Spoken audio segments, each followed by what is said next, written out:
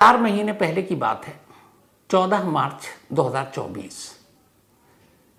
America में एक ईसाई धर्म के मानने वाले पादरी और उन्होंने एक भविष्यवाणी की, बाकायदा सोशल मीडिया पर, खासतौर पर यूट्यूब पर अमेरिका के उन्होंने अपना पादरी ही हैं एक और सोशल वीडियो मीडिया अपलोड पर, किया यूट्यूब पर भी भविष्यवाणी कर और इस चुके हैं। वीडियो में वो कहते हुए सुनाई देते हैं, जो एग्जैक्ट लाइन है वो मैं आपको बताऊं। वो वीडियो इंग्लिश में था, मैं उसको हिंदी में ट्रांसलेट करके बताता हूं आपको कि मैंने ट्रंप पर जानलेवा हमला देखा। मैंने देखा कि बुलेट उनके कान को छेदती हुई चली गई। ये गोली उनके सिर के इतने नज़दीक से गई कि इससे उनके कान के पर्दे फट गए। मैंने ये भी देखा कि वो इस बीच ज़मीन पर गिरे और भगवान को याद करने लगे। ब्रेंडन बिग्स, ये इन पादरी साहब का नाम है।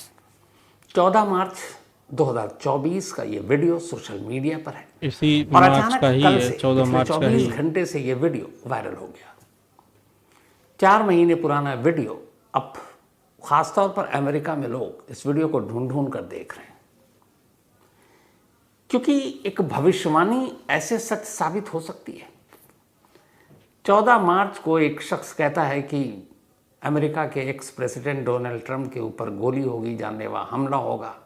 चलो जी ठीक है, इतना तक तो चलता है कि हमला होगा, गोली होगी, जो भी हो, लेकिन गोली उनके कान को छेदते हुए निकल जाएगी, वो नीचे गिर जाएंगे।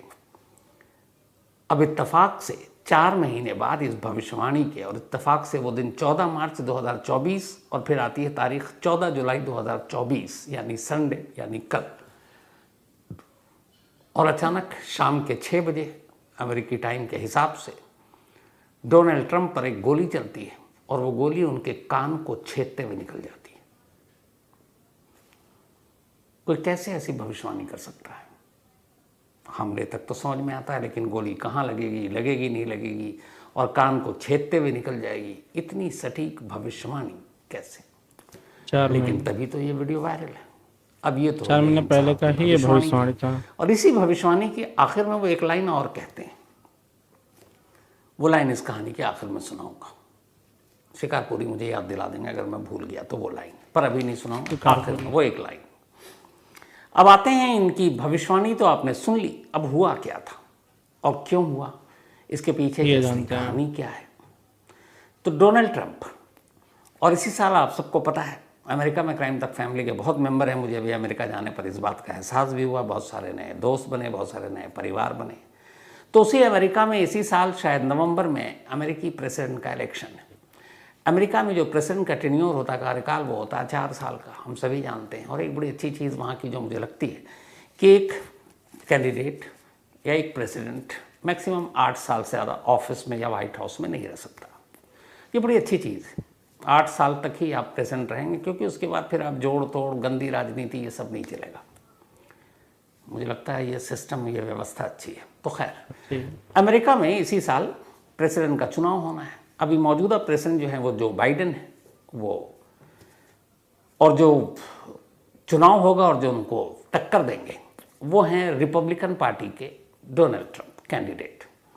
इत्तेफाक से अपने पहले टर्म में सिर्फ 4 साल के बाद डोनाल्ड ट्रंप हार गए थे बाइडेन से, और अब फिर से वो तमाम, इस दौरान में बड़ी मुश्किलें आई, उनके ऊपर केस हुआ, सब कुछ। वो मक फोटो भी लिया गया कैदी के तौर पर, अमेरिका के इतिहास में इससे पहले कभी नहीं हुआ। तो खैर, अब वो एक बड़ा स्ट्रांग उन्होंने कमबैक किया, और उनकी अभी तक की जो सर्वे रिपोर्ट है, बड़े मतलब कह रहे हैं कि बाइडेन से थोड़ा ऊपर, अपर हैंड है। तो वही ट्रंप चैलेंज कर रहे हैं बाइडेन को। तो अगर वो बनते हैं तो ये उनका दूसरा टेन्योर होगा, 4 साल के लिए फिर बन जाएंगे। और बाइडेन कंटिन्यू, मतलब उनका भी ये 4 साल है अभी, क्योंकि ट्रंप को हराया था उन्होंने। तो बाइडेन जीते तो अगला 4 साल उनका, और अगर बाइडेन हारे तो डोनाल्ड ट्रंप को फिर 4 साल। तो अब उसी को लेकर, उसी इलेक्शन को लेकर जो नवंबर में होना है, चुनावी प्रचार अमेरिका में, और उसी चुनावी प्रचार के लिए अपने अपने जो डेमोक्रेटिक हैं और रिपब्लिकन हैं, 2 ही पार्टी है अमेरिका में, आपको पता है। डेमोक्रेटिक की इस वक्त सरकार है, जिसके जो बाइडेन प्रेसिडेंट है। रिपब्लिकन का चेहरा बनने जा रहे हैं अभी डोनाल्ड ट्रंप। हालांकि अभी आखिरी मोहर उनके नाम पे लगी नहीं है कि यही कैंडिडेट होंगे, लेकिन लगभग वो एक खाना पूर्ति है, वही है। तो अब डोनाल्ड ट्रंप चुनावी कैंपेन में लगे हुए थे, और इसी चुनावी कैंपेन के तहत कल यानी कि 14 जुलाई को उनको अमेरिकी स्टेट पेंसिल्वेनिया के एक शहर है बटलर, वहाँ पर अपने रिपब्लिकन सपोर्टर के सामने भाषण देना था।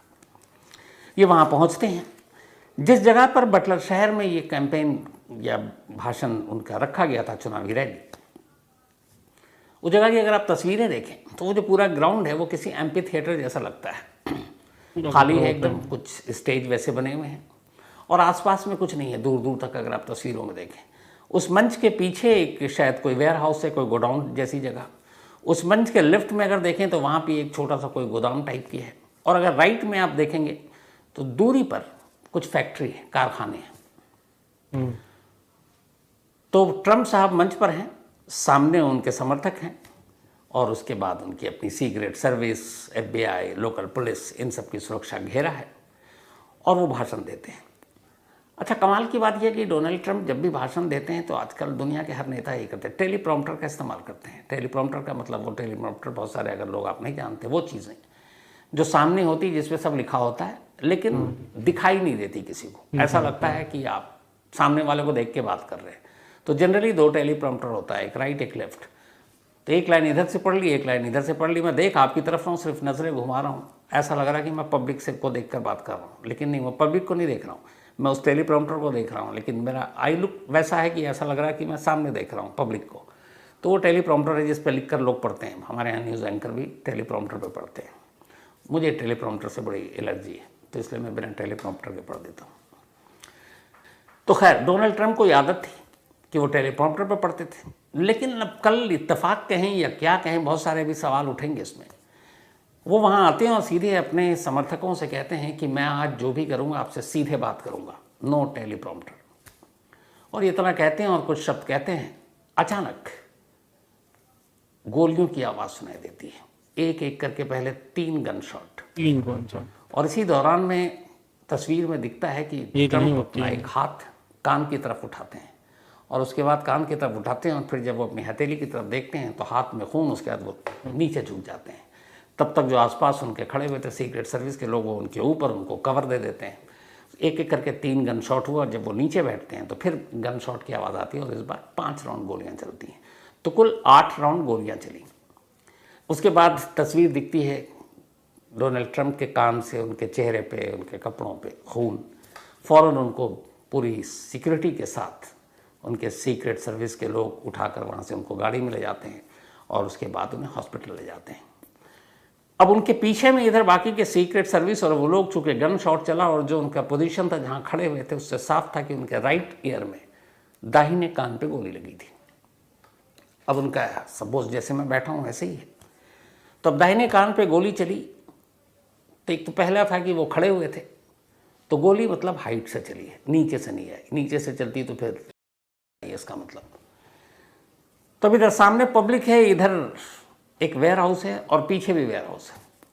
कमाल ये कि जो पीछे की जगह है, वो तस्वीर आप वीडियो भी देख लेंगे, उस पर भी सिक्योरिटी, जो सीक्रेट सर्विस के लोग हैं उन्होंने कब्जा किया हुआ। ये अमेरिकी प्रेसिडेंट के लिए रूल है कि जहाँ वो जाते हैं तो वो सारी जो ऊंची बिल्डिंग, इमारत है, उन सब पे उनके अपने स्नाइपर होते हैं। स्नाइपर वो जो निशाना लगा सके, शूटर किसी भी दुश्मन को।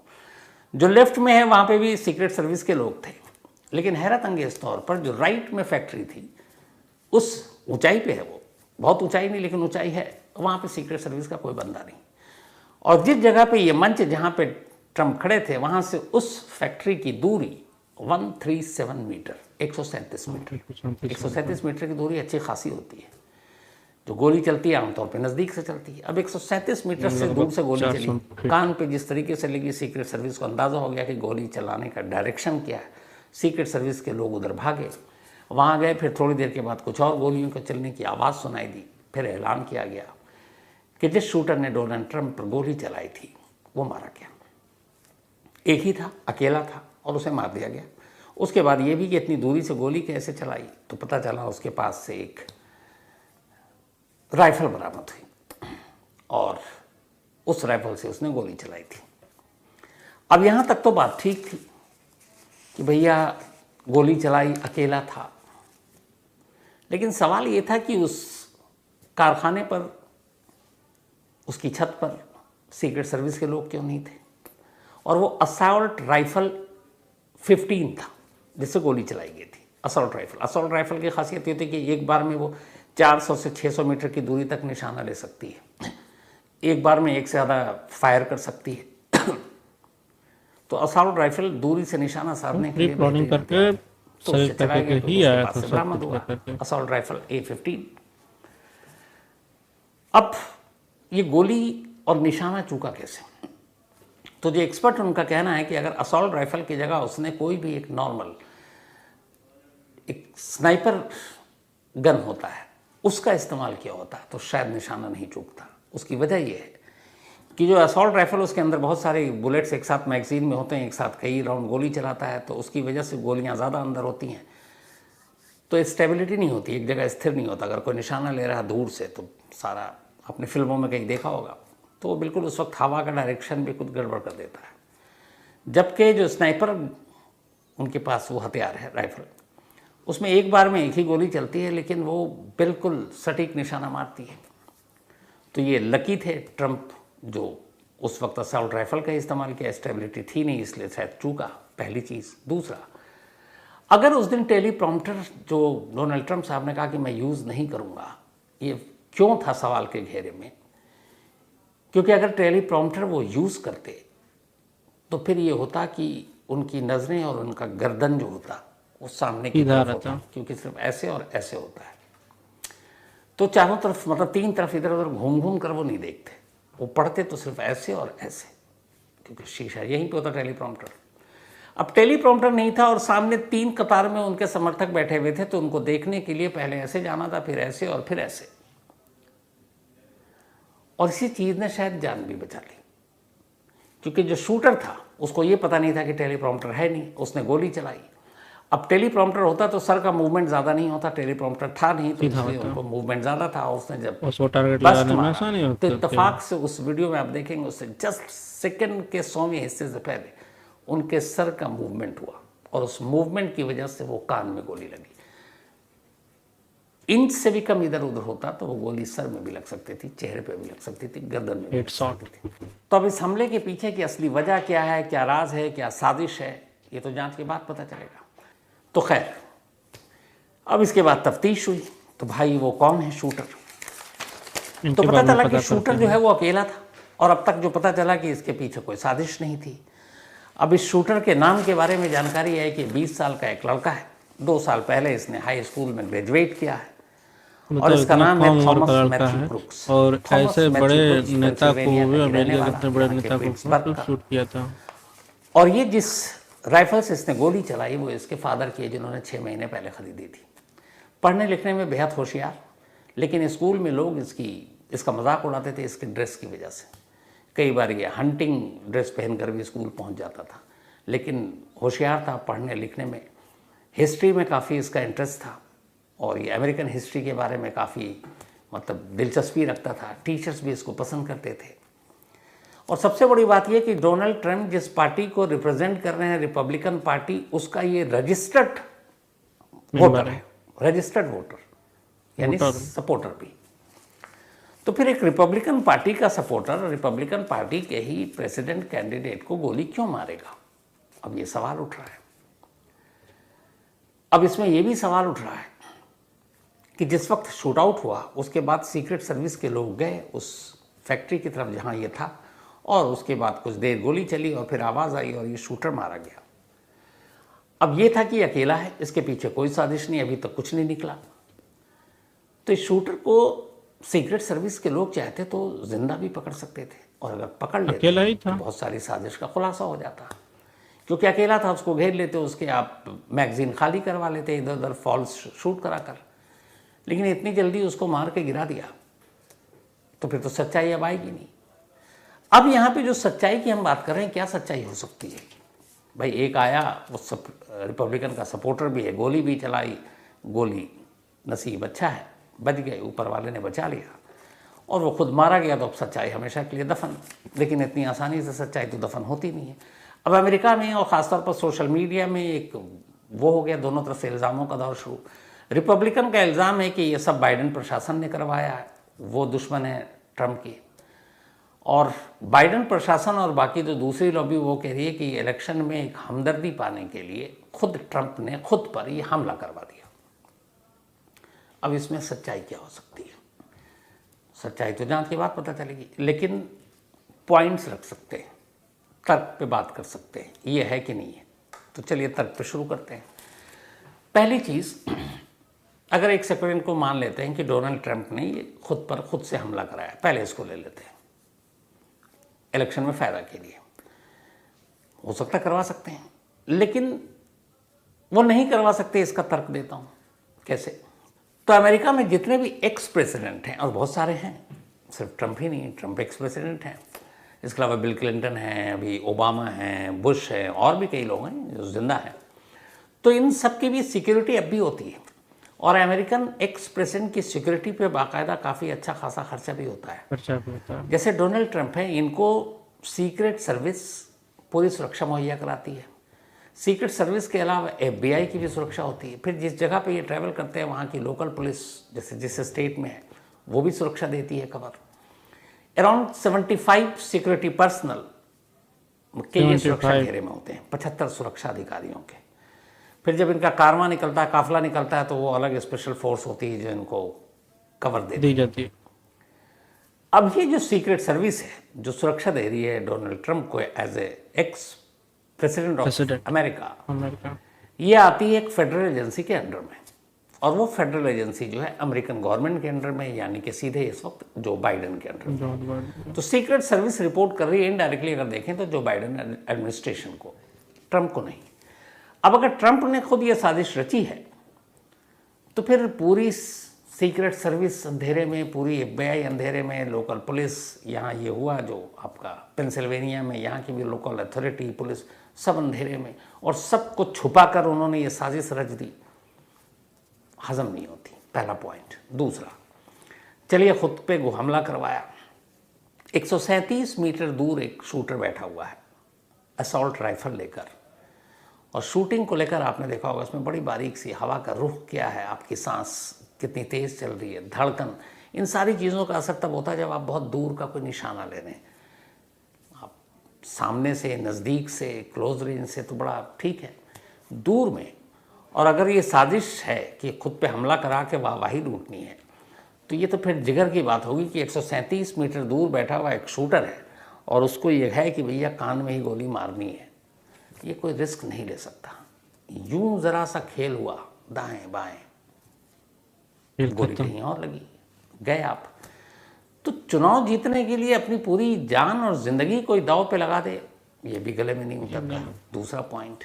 तीसरा पॉइंट, इतना बड़े अमेरिका में प्रेसिडेंट का डिबेट होता है, प्रेसिडेंशियल डिबेट, जो अलग अलग जैसे CNN और बाकी चैनल भी कराती है, उसमें वोटिंग भी होती है। तो अभी तक की जो वोटिंग और सर्वे है उसके हिसाब से जो बाइडेन पिछड़ रहे हैं और डोनाल्ड ट्रंप आगे हैं। तो रेस में जब वो आगे हैं तो फिर क्यों सहानुभूति वोट उनको चाहिए कंपटीशन में, तो ये भी गले नहीं उतर रही है। तो ये तो हो गई इनके पक्ष की बात। अब दूसरी तरफ आई है कि जो बाइडेन ने ये हमला करवाया, हो सकता है राजनीति में तो बहुत कुछ ऐसा होता है, लेकिन अब यहां पे भी तर्क है कि डोनाल्ड ट्रंप को इस वक्त, जबकि अमेरिका के चुनाव में कुछ 4-5 महीने शायद रह गए, इतने ही रह गया, इससे कम, ऐसे वक्त में अगर डोनाल्ड ट्रंप को कुछ होता है या घायल ही हो जाते हैं तो हमदर्दी उधर जाएगी। तो कोई भी सरकार, एडमिनिस्ट्रेशन क्या ये बेवकूफ़ी करेगी कि पब्लिक की हमदर्दी के लिए सिर्फ हमला करवा दे, या तो सीधे कि गोली ही मार दिया। तो गोली मारने के लिए फिर ये है कि जब आपके पास पूरी सीक्रेट सर्विस और सारी चीज़ें हैं, उसी में से किसी को बराबर में खड़ा है, आप कई आपने अमेरिका के इतिहास में देखा होगा ऐसी साजिशें जो आज तक खुली नहीं, और फिर वो मारे और फिर दूसरा उसको मार दे, सच्चाई हमेशा के लिए दफन हो जाएगी। तो ये फिट नहीं बैठता है कि ऐसा हो पाएगा। लेकिन ये है कि ये बात हजम नहीं हो रही है, कितनी दूर से कोई सिर्फ कान छेदते हुए गोली मार ले और गोली निकल ले, तो ये फिर कैसे मुमकिन है। तो ये तो हो गया दोनों तर्क वितर्क सोशल मीडिया पे। हालांकि एलन मस्क ने भी इस वीडियो पे एक हैरानी जताई है कि ऐसी कैसी गोली चली कि कान के नीचे से निकल गई और कुछ हुआ नहीं, उन्होंने भी कहा है। तो खैर वो उनकी अलग चीज़ें हैं। अब आइए, ये जांच में जो होगा होगा, लेकिन अमेरिकी इतिहास में ये कोई अकेला मामला नहीं है। अब तक अमेरिकी इतिहास में 4 प्रेसिडेंट ऐसे हुए हैं जिनकी गोली मारकर हत्या कर दी गई। इनमें से 1-2 की शायद मैंने कहानी भी आपको सुनाई है। 5 प्रेसिडेंट ऐसे हैं जो प्रेसिडेंट थे, जब उन पर हमला हुआ गोलियां चली, नसीब अच्छा था बच गए। 4 ऐसे थे प्रेसिडेंट के कैंडिडेट, ठीक डोनाल्ड ट्रंप जैसे, जो उस वक्त उम्मीदवार थे, चुनाव लड़ रहे थे, और उनके ऊपर भी हमला हुआ। इनमें से एक कैंडिडेट की तो मौत हो गई, बाकी 3 बच गए थे। तो कुल 13 ऐसे, डोनाल्ड ट्रंप के इस हमले के साथ मिला दूं तो अमेरिकी हिस्ट्री में 13 ऐसे अमेरिकी प्रेसिडेंट हैं या एक्स प्रेसिडेंट हैं या प्रेसिडेंट के कैंडिडेट हैं जिनके ऊपर जानलेवा हमला हुआ, और जिसमें से 4 लोगों की मौत हो गई। इससे पहला नाम जो शुरुआत हुई थी बहुत पहले 1865 14 अप्रैल, और वो बहुत बड़ा नाम, अमेरिका के लिए नहीं पूरी दुनिया के लिए, अब्राहम लिंकन। अब्राहम लिंकन उस वक्त अमेरिका के 16th प्रेसिडेंट थे। और ये जिस दौर में प्रेसिडेंट बने थे, 65 की बात कर रहा हूँ, तब अमेरिका में ये रंग भेद बहुत था गोरों और कालों का, और उसमें ये था श्वेत अश्वेत, और उस वक्त जो श्वेत थे, गोरे थे, वो बड़ा अश्वेत की बोली लगा करती थी। उस ज़माने में इंसानों की खरीद फरोख्त होती थी। जो अश्वेत लोग होते थे उनको खरीद कर, उनको एक तरह से गुलाम बनाकर उनसे काम कराया जाता था। तो अब्राहम लिंकन जब प्रेसिडेंट बने, और प्रेसिडेंट बनने से पहले वो इसके सख्त विरोधी थे। उनका कहना था कि सारे इंसान बराबर हैं, रंग, नस्ल, जात पात ये सब कोई मायने नहीं रखता। तो इस चीज़ के ख़िलाफ़ थे। फिर जब वो प्रेसिडेंट बने, तो प्रेसिडेंट बनने के बाद उन्होंने कानून ही बना दिया कि अब कोई इंसान श्वेत अश्वेत को नहीं खरीदेगा, ब्लैक एंड वाइट वाला जो था, और ये कोई ग़ुलामी नहीं करेगा, और ये जानवर नहीं है जो इस तरीके से खरीदे और बेचे जाएंगे। इंसानों की खरीद फरोख्त पर भी रोक लगा दी, और सबको बराबर का हक देने की बात की। उससे बहुत सारे लोग नाराज़ हो गए, जिनको ये जचता था कि अच्छा श्वेतों को खरीदो और फिर उनसे ग़ुलामी कराओ। तो बड़े सारे इससे नाराज़ हो गए। इसको लेकर अमेरिका में उस वक्त सिविल वॉर भी हुआ, गृह युद्ध भी हुआ, लेकिन फिर भी सारी चीज़ें बचती रहीं। लेकिन आखिर में 14 अप्रैल 1865 को अब्राहम लिंकन एक थिएटर में एक प्ले देखने गए थे, और वहीं इंटरवल में ही उस थिएटर में उन पीछे से एक शख्स ने उनके सिर में गोली मार दी थी।